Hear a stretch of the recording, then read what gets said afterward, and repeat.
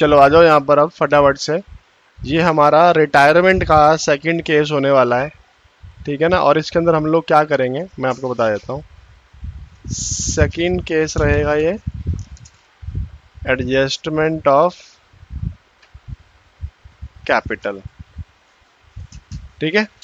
तो अब आपको सबको पता है हम लोग कैसे शुरू करते हैं इसको। सबसे पहले आपको देखना है बैलेंस शीट। क्या देखना है बेटा? Balance sheet. बैलेंस शीट में आपको ये देखने जो बैलेंसेस है हमारे NSB, NSB बैलेंसेस लिखने बाय बैलेंस BD 30,000, 30,000, 30,000 और 28,000, ठीक है। उसके बाद हमने देखना है कि कोई एक्यूमुलेटेड प्रॉफिट तो नहीं दिया हुआ। अब आप यहाँ देखोगे जनरल रिजर्व आपको एक एक्यूमुलेटेड प्रॉफिट दिया हुआ है, इसके बारे में नीचे कुछ भी नहीं लिखा हुआ। So it is assume that it will be distributed among the partners in the old partner in old ratio, in old partner in old ratio and it is given 12,000। अब ओल्ड रेशियो की बात कर लेते हैं sir. Ratio फटाफट से निकाल लेते हैं। जिसको भी रेशियो इस तरह से नजर आती है 1/2, 1/6, रेशियो 1/3, सर ये रेशियो को हम नॉर्मल रेशियो में, ये जो फ्रैक्शंस है इसको रेशियो में कन्वर्ट करने के लिए मुझे क्या करना पड़ेगा? डिनोमिनेटर को जो है वो सेम करना है हमें। 1/2, 1/6, 1/3। सबसे बड़ी वैल्यू क्या है इसके अंदर? डिनोमिनेटर में 6। आपको हर एक वैल्यू में 6 लाना है। तो 2 को 6 पर करने के लिए हमें क्या करना पड़ेगा? We have to divide by and multiply by the 3। 1/6 वैसे ही रहेगा और इसको क्या करना पड़ेगा? थर्ड आइटम को 2 से मल्टीप्लाई, ठीक है। तो वैल्यू क्या हो जाएगी यहाँ पर? 3/6, 1/6 और 2/6। तो आपकी जो रेशियो बन के आ जाएगी वो आ जाएगी 3:1:2। यहाँ तक बात समझ में आई? तो आपको क्या करना है? इस रिजर्व को 3:1:2 की रेशियो में डिवाइड करना है। सो रिजर्व हमारे पास में कितना पड़ा है? 12,000। हम इसको डिवाइड कर लेते हैं 6/2, तो ये हो जाएगा 6,000, 2,000 एंड 12,000। 6,000, 2,000 एंड 4,000। 6, 2 और 4। यहाँ तक बात समझ में आती है। अब बैलेंस शीट में असेट साइड देख लेते हैं कि कोई एक्यूमुलेटेड लॉस तो नहीं पड़ा हुआ। सर किसी भी तरह के एक्यूमुलेटेड लॉस हमें यहाँ पर नजर नहीं आता, तो हम आगे चलते हैं। उसके बाद चलते हैं हम लोग एडजस्टमेंट्स पर। किस पर चलते हैं हम लोग? एडजस्टमेंट्स। अब हमें बनाना रिवैल्यूएशन अकाउंट, जैसा हम लोग करते आए हैं। Free hold premises and stock were to be appreciated by 20% and 50% respectively. तो मैं पहले लिख देता हूं बाय फ्री होल्ड प्रीमाइसेस और बाय में स्टॉक कितने का बढ़ रहा है? सर फ्री होल्ड प्रीमाइसेस बढ़ रही है 20% से, वो बढ़ रही है 8,000 रुपये से। और स्टॉक कितने का है? 22,000 रुपये का। 22,000 रुपये का 10% होता है 2,200। 2,200 प्लस 1,100 कितना हो गया? 3,300, ठीक है। उसके बाद क्वेश्चन क्या बोलता है? Machinery and furniture were to be depreciated by 10 और 7%। तो 2 में मशीनरी, 2 में ही फर्नीचर। तो ये कितना कितना जाएगा सर? 3,000 तो ये जाएगा। दूसरा बाकी 840 बताया ना आप सबने। 840 का क्या जाएगा रिवैल्यूएशन 2 में, क्योंकि ये हमारा लॉस है। अब आ जाओ थर्ड पॉइंट पर। वैल्यू लिखी है provision for bad debts was to be created by 1,500। Okay sir, उसने क्या लिखा है? Was to be created by. अब सुन लो मेरी बात एक बारी, ये एक पॉइंट हो गया था बाय, करेक्ट है। बाय का मतलब है इतने से बढ़ाना है। क्या करना है? 1,500 से बढ़ाना है सीधा सीधा। अगर यहाँ लिखा होता provision for bad debts was to be maintain to 1,500, तो हम करते 1,500 माइनस 1,000, तब जो हमारी वैल्यू आती है इसके अंदर, ठीक है। लेकिन उसने क्या बोला है? Provision for bad debts was to be increased by, by के अंदर हमेशा हमने क्या सिखाया था, हमेशा डायरेक्टली वही वैल्यू लिखी जाती है, इसके अंदर हम लोग डिफरेंस नहीं देखते हैं। क्लियर है यहाँ तक ये बात? तो हम लोग यहाँ क्या लिखने वाले हैं, to provision for doubtful debts 1500 direct हम लोग लिख देंगे इसके अंदर।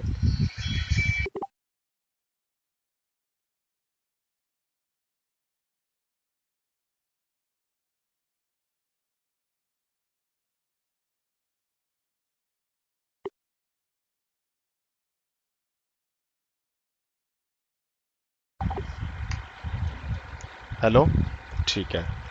तो यहाँ तक बात समझ में आती है। अब इसका हम लोग प्रॉफिट निकाल लेते हैं। याद रखना बेटा, बाय में जब भी आएगा तो डायरेक्ट वैल्यू लेनी है, ठीक है। यहाँ पर एक पॉइंट हो गया था कि अगर टू लिखा होता तो हम डिफरेंस करेंगे हमेशा, और जब बाय लिखेगा तो डायरेक्ट वैल्यू होगी, चाहे वो असेट हो चाहे वो लाइबिलिटी हो। बाय वाला पॉइंट एक बार रह गया था, ठीक है। तो जब हम इसका अब गेन निकालने वाले हैं तो कितना आएगा, अब आएगा, हाँ अब आएगा ना, पहले 6960 आ रहा था, अब आ रहेगा 5960, और किस में बांट देंगे हम लोग, एन एस बी की कैपिटल में दे देंगे उसको। और ये कितने में डिवाइड होने वाला है, फटाफट से निकालो इसको।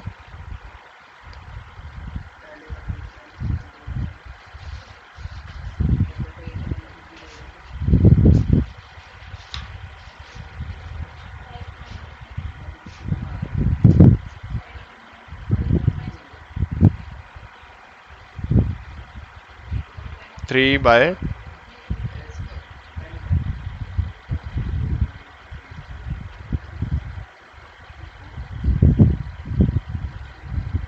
फर्स्ट आएगा 2980, ठीक है। फिर आएगा 993, फिर आएगा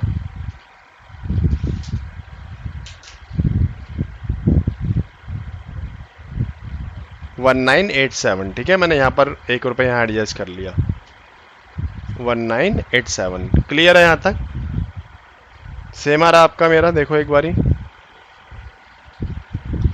ठीक है। चलो अब हम इसको यहाँ पर ट्रांसफ़र कर लेते हैं बाय रिवैल्यूएशन प्रॉफिट 2980 993 1987। क्लियर है यहाँ तक? तो सर हमारी थर्ड एडजस्टमेंट के साथ में हमारा रिवैल्यूएशन अकाउंट भी यहाँ पर ख़त्म हो गया। फोर्थ पॉइंट आप देखेंगे, फोर्थ पॉइंट में लिखा है ऑन बीज retirement the goodwill of the firm valued at 21,000। Sir इसकी तो रिक्वायरमेंट जब होती है जब हम इसको कैलकुलेट इसलिए करते हैं ताकि जो रिटायरिंग पार्टनर अपने घर लेकर के जा रहा है तो वो उसकी एंट्री बनाएगा गेनिंग टू सेक्रीफाइसिंग। तो हम यहाँ पर फटाफट से एंट्री बना लेते हैं, गेनिंग टू सेक्रीफाइसिंग। अब देखो इसके अंदर कुछ भी फालतू में मेंशन नहीं है कि हमारा न्यू रेशियो क्या बनेगा। अच्छा, कौन रिटायर हो रहा है? बी रिटायर हो रहा है, तो ये थर्ड पार्टनर रिटायर हो रहा है। नीचे देखो, थर्ड पार्टनर रिटायर हो रहा है, तो जो हमारी न्यू रेशियो बनने वाली है वो क्या बनेगी, 3:1, क्योंकि ये वाला पार्टनर तो जा रहा है, जो बी है वो तो जा रहा है, तो हमारी न्यू रेशियो क्या बनेगी, 3:1। अब अगर मैं बोलूँ, बोलो बेटा, ये चला गया ना सेकंड वाला, थर्ड वाला पार्टनर, ये देखो ये थर्ड वाला पार्टनर चला गया ना, ये जो जिसको हमने, ये पार्टनर चला गया ना, तो बचेगी कौन सी हमारी, 3:1 ही तो बचेगी। अब मुझे क्या करनी है, अब मेरे को एक जर्नल एंट्री बनानी है फटाफट से, जिसमें क्या करते हैं, gaining partner account debit to retiring partner. यहाँ पर हम लोग लिख लेते हैं पॉइंट नंबर 1 तो हमने रेशियो निकाली, point number 7 treatment of goodwill, है ना। एंट्री क्या बनती है, gaining partner to retiring partner to sacrificing partner, ऐसा ही होता है। यहाँ पर तो कोई सेक्रीफाइस कर ही नहीं रहा, दोनों के दोनों गेन कर रहे हैं, और ये दोनों के दोनों गेन कर रहे हैं। 3:1 में क्या दे देंगे सर, एक गुडविल दे देंगे किसको, रिटायरिंग पार्टनर को। क्लियर है? तो अगर मैं बात करूँ, ये दोनों पार्टनर का नाम क्या है, एन और एस, एन कैपिटल अकाउंट। ये एंट्री समझ में आ रही है सबको, मैं क्या करने वाला हूँ, एंट्री आ रही है। गेनिंग पार्टनर कौन है? जो बचे हुए पार्टनर है वो गेनिंग पार्टनर है ना भाई। एन बचा हुआ है और कौन बचा हुआ है? एस बचा हुआ है। ये दोनों को दोनों क्या है? गेनिंग पार्टनर है। और जा कौन रहा है? बी जा रहा है। अब इसको पैसा कितना मिलेगा? एक तो हमारा टोटल गुडविल वाला मेथड है, उसमें हम लोग निकालते हैं पूरी पूरी गेनिंग रेशियो, लेकिन हमने यहाँ पर पूरी पूरी गेनिंग रेशियो तो निकाली नहीं है सर। गेनिंग शेयर तो निकाला नहीं है, सॉरी। गेनिंग शेयर में तो आता 3/15 आता, 2/15 आता, वो तो निकाला नहीं हमने। 3:1 निकाल लिया। जब भी हम रेशियो में बांटते हैं तो हम टोटल में क्या करने वाले हैं सर? हम बी का गुडविल का पार्ट निकाल लेंगे। अगर मैं बोलूं कि बी की रिटायरमेंट पर गुडविल ऑफ द फर्म 21,000 पे थी, तो बी की गुडविल कितनी बनेगी? बी को कितना चाहिए सर? बी को चाहिए 2/6। बी की गुडविल की अगर मैं बात करूं, बी की गुडविल कितनी बनेगी बताना जरा मेरे को। जो बी रिटायर हो रहा है, बीज गुडविल, अगर मैं बी की गुडविल की बात करूं तो क्या करते हैं हम? टोटल गुडविल में उसका क्या कर देते हैं? ही शेयर कर देते हैं, मल्टीप्लाई करके इसका गुडविल आया था 21,000 इंटू में 2/6। 2/6 है ना, 1/3 कितना हो जाएगा? ₹7,000। देख लो यार ऊपर एक बारी, ₹7,000। तो सर ये जो है बीज कैपिटल, इसको चाहिए केवल 7,000 पे। हाँ कितने चाहिए? 7,000 पे। और इसी 7,000 पे को एन और एस किस रेशियो में बांट लेंगे? 3:1 में, है ना? याद है ट्रीटमेंट का फर्स्ट केस? सेकंड केस में तो हमें पूरा गेन शेयर निकालना पड़ता है। याद है ये वाला शेयर? ठीक है ना? तो आप फटाफट से इसको कैलकुलेट कर लो। 721 डिवाइड बाई में 4,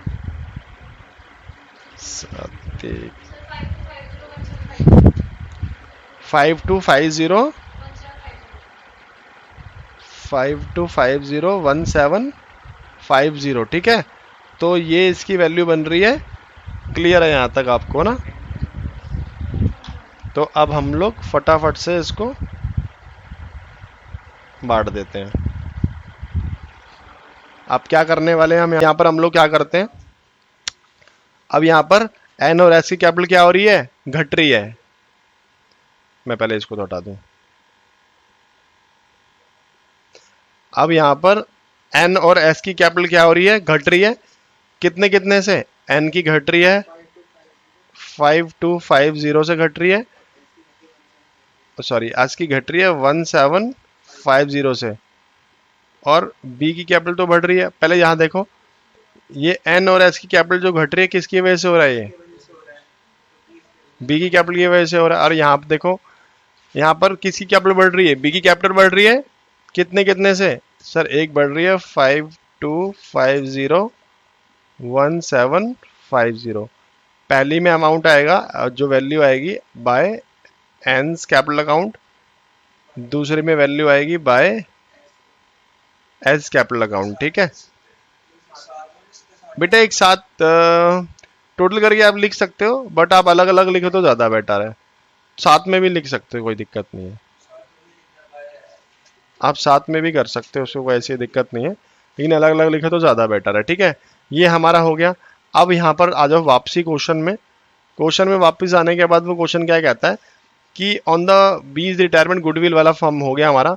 अब 5th पॉइंट पढ़ते हैं इसके अंदर। The continuing partner decided to adjust their capital in new PSR. वो अपनी कैपिटल को कौन सी एडजस्ट करना चाहते हैं? न्यू पीएसआर में। किसके रिटायरमेंट के बाद? बी के रिटायरमेंट के बाद। तो ये सीधे सीधा आपको केस नंबर 2 बता रहा है, और कह रहा है कि किसी भी तरह की डेफिशिएंसी या सरप्लस आएगा वो किससे पूरा किया जाएगा? करंट अकाउंट से। किससे पूरा करना है? करंट अकाउंट से, कैश अकाउंट से पूरा नहीं करना। तो ये डायरेक्टली रिफ्लेक्ट कर रहा है आपका केस नंबर 2। ठीक है, अब हम लोग कैलकुलेट कर लेते हैं वो क्या बताना चाह रहा है केस नंबर 2 में, कि इनकी कैपिटल बनेगी कितनी। अब यहाँ पर हमने निकालना है सबसे पहले कैलकुलेट, आप लोग अपने नोट्स निकाल लेना। आपको यहाँ पर सबसे पहले निकालना है केस नंबर 2 में टोटल कैपिटल। क्या निकालनी है? Total capital of the firm. वो कैसे निकलेगी सर? हम जब दोनों पार्टनर जो बचे हैं उनकी कंबाइंड एडजस्टेड कैपिटल निकाल लेंगे। कंबाइंड मतलब कि टोटल करना। combined adjusted capital of the remaining partners। और एडजस्टेड कैपिटल कैसे निकलती है अगर हम लोग बात करें, मैं एन की बात करूं या एस की बात करूं, पहले मैं एन की निकाल लेता हूं। एन में मैंने क्या बताया था, सबकी क्रेडिट साइड की आइटम्स को हम लोग प्लस कर देंगे, ठीक है, और माइनस क्या करने वाले हैं सर, माइनस करने वाले हैं वो बैलेंसेस जो इनके डेबिट में लिखे हुए हैं। तो डेबिट में केवल एक ही बैलेंस लिखा है 5250। तो एन की एडजस्टेड कैपिटल कोई मुझे बताएगा कितनी आ रही है, 33730। और अगर मैं एस की बात करूं तो एस में क्रेडिट आइटम्स कितनी लिखी हुई है, 30,000 प्लस 2000 प्लस 993 माइनस में 1750 है। ध्यान से सुनना, ये 6 लग रहा था, 0 है, ठीक है। तो एस की कितनी आएगी, 31243। बेटा जब मैं दोनों को ऐड कर दूंगा वो टोटल कैपिटल निकल के आ जाएगी, ठीक है। तो दोनों को ऐड कर देते हैं, 31243 कितनी आई दोनों को ऐड करके,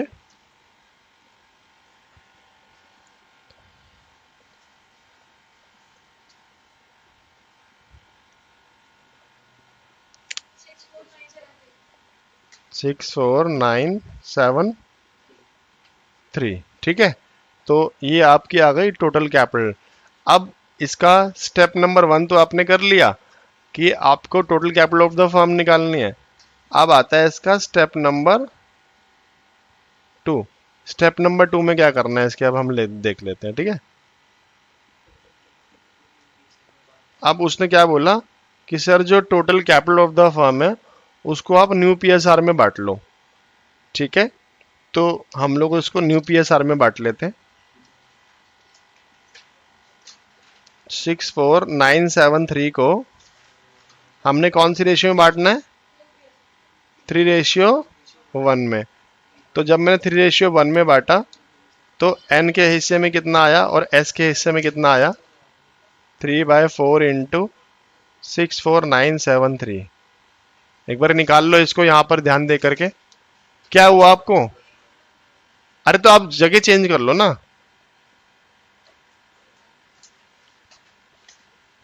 इतनी देर से यही समस्या थी।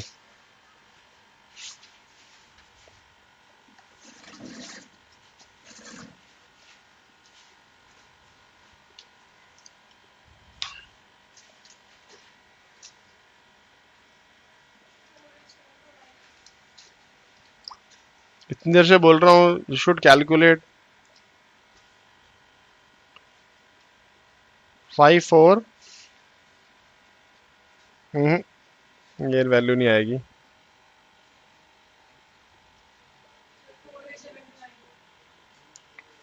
48729। और दूसरी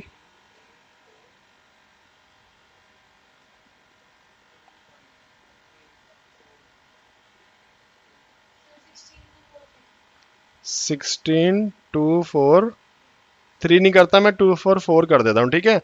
वो हमने एडजस्ट कर लिया उस तरफ, तो इससे कोई फर्क नहीं पड़ेगा ज़्यादा। बट हमें यह है कि जो टोटल ऊपर लिखा हुआ उसका टोटल बनाना होता है, उसके लिए एक वैल्यू ऊपर नीचे भी हो जाता, कोई फर्क नहीं पड़ता। तो अब बेसिकली है क्या सर, ये हमारी है सीडी, क्या है ये, बैलेंस सीडी। तो ये जो बैलेंसेस निकल के आए ये बैलेंसेस है हमारे सीडी के बैलेंसेस। तो ये सारे के सारे हमने कहाँ लिखने हैं, बैलेंस सीडी के अंदर। अब यहाँ पर देखो, आपने यहाँ पर टू बैलेंस सीडी में लिख लेना 48729। चलो मैं थोड़ा सा यहाँ पर लिख लेता हूँ, टू बैलेंस सीडी 48729 16244, ठीक है। अब जो भी कमी आएगी वो डेफिशिएंसी पूरी होगी हमारी करंट अकाउंट से। और करंट अकाउंट हमारी जो डेफिशिएंसी है वो किस तरफ आ रही है, एक बार देखो, फटाफट से निकालते हैं, मैं इसको मैं बताता हूँ। दोनों की एक की जो डेफिशिएंसी है वो तो दोनों की डेफिशिएंसी डेबिट साइड ही आएगी, फटाफट से इसको निकाल लेते हैं हम लोग, ठीक है। आपको यहीं तक ही कराना था मेरे को।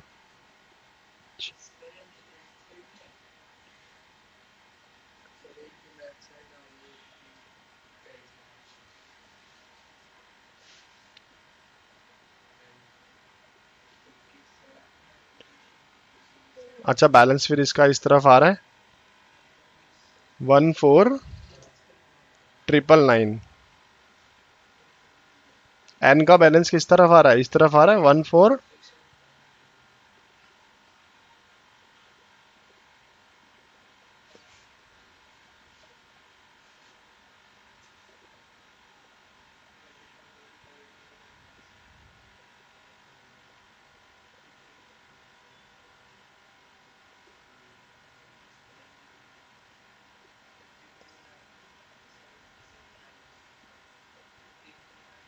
ठीक है, या 14,999 की जगह आप इसको सीधा 15,000 भी कर सकते हो।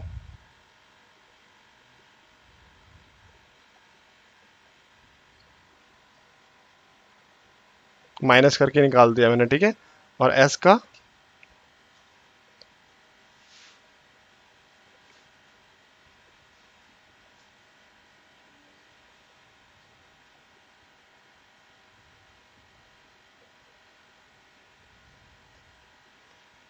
ये भी 15,000 ही आएगा, ठीक है।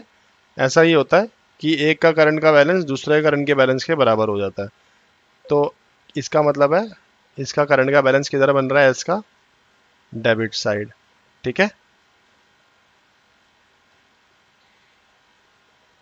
यहाँ तक बात समझ में आई। बस अब आपको क्या करना है, बैलेंस शीट बनानी है। हमारे पास भी यही आ रहा है 15,000। किसका, बी का? बेटा बी का तो बैलेंसिंग फिगर आएगा ना। अच्छा, बी का बैलेंस निकाला हमने, तो जो बी का बैलेंस होगा वो उसके लोन अकाउंट में हम लोग ट्रांसफर कर देंगे, ठीक है। रिटायरमेंट का केस है तो टू बीज लोन, तो हम इसका टोटल कर लेते हैं, वो बीज के लोन में चला जाएगा 40987। 40987, ठीक है। क्लियर है यहाँ तक? हमने इसकी क्रेडिट साइड ऐड करी, डेबिट साइड माइनस कर दी, डेबिट साइड में कुछ था ही नहीं इसके, तो हमारे बैलेंसेस आ गए।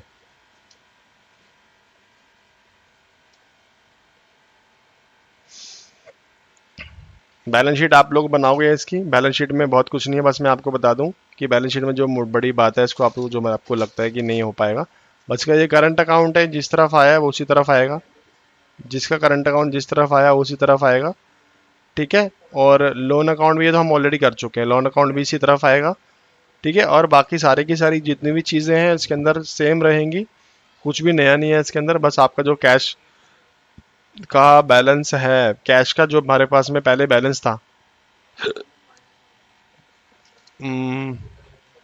कैश का बैलेंस कितना था हमारे पास में, देखना एक बारी।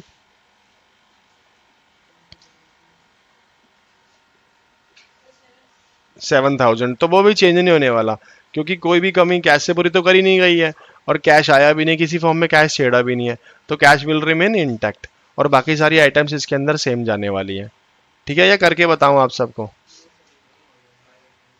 हाँ, ट्राई कर लो एक बारी, नहीं तो फिर मैं आपको साथ साथ में लिखवाई देता हूँ, चलो।